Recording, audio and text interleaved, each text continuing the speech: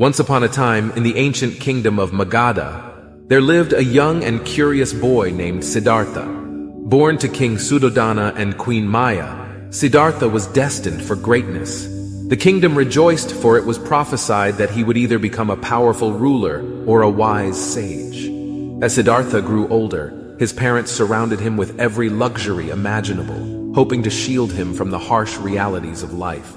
They wished for their beloved son to lead a life of comfort and ease. But destiny had other plans for young Siddhartha. One fateful day, while on a joyous ride through the kingdom, Siddhartha witnessed something that would forever change his perspective on life. He saw an elderly man, frail and feeble, struggling to walk. The sight perplexed the young prince, who had never seen suffering or old age before. Intrigued, Siddhartha questioned his charioteer, Channa, about the man's condition. Channa explained, "My lord, that is an old man, and with age the body weakens. Such is the nature of life. We all grow old eventually."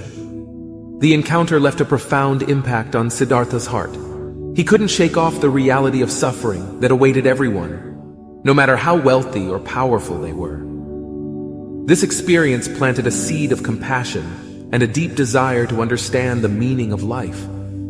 From that day forth, Siddhartha became increasingly introspective.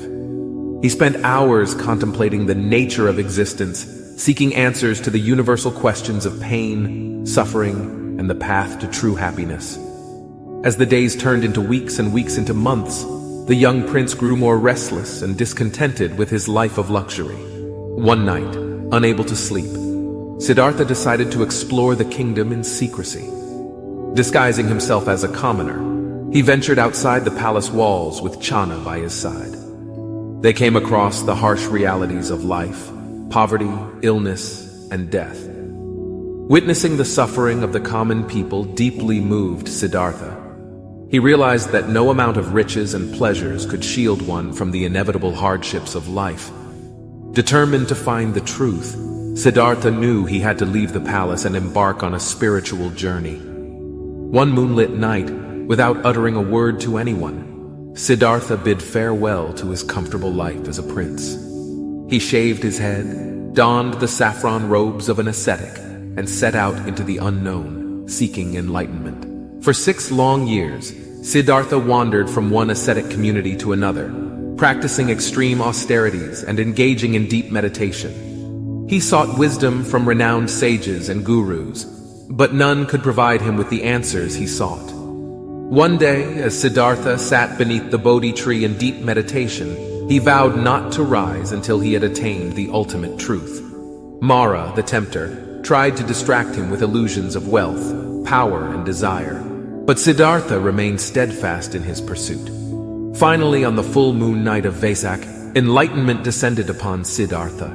He experienced a profound revelation, understanding the 4 noble truths: the truth of suffering, the truth of the cause of suffering, the truth of the end of suffering, and the truth of the path that leads to the end of suffering.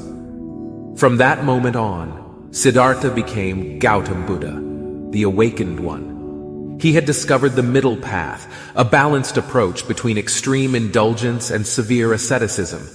He realized that the key to true happiness lay in letting go of desires and attachments. Gautam Buddha spent the rest of his life traveling from place to place, sharing his wisdom and teachings with all who would listen. He spoke of compassion, loving kindness, and the impermanence of all things. People from all walks of life flocked to hear him, drawn by the depth of his wisdom and the warmth of his heart.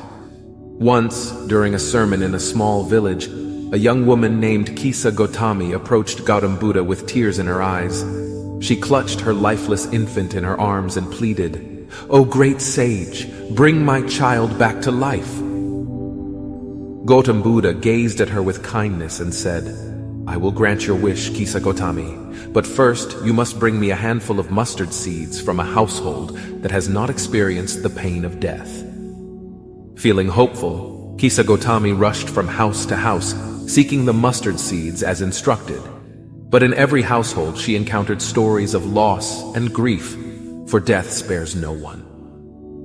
As the day wore on, Kisa Gotami's hope turned into despair. Exhausted and heartbroken, she returned to Gautam Buddha, empty-handed but with a new understanding. Through her tears, she spoke, "O wise one, I could not find a single household untouched by death. Now I see that suffering is a part of every human life." Gautam Buddha smiled gently and replied, "You have understood well, Kisa Gautami. Life is impermanent and death is inevitable. The key to finding peace lies in accepting this truth and learning to let go." Kisa Gautami, touched by Gautam Buddha's compassion, chose to follow his teachings. She embraced the impermanence of life and found solace in the wisdom that suffering could be transcended through understanding and detachment. As time went on, Gautam Buddha's teachings spread far and wide, touching the lives of countless individuals.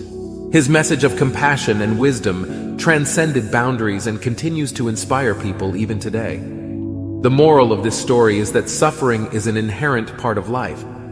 However, through understanding the nature of existence and cultivating compassion and wisdom, one can rise above the pains of life and find true happiness. Like the lotus flower that blooms amidst the mud, we too can find beauty and serenity in the midst of life's challenges. This, Gautam Buddha taught, is the positive path of life to enlightenment and liberation. Subscribe for more. Thanks for watching.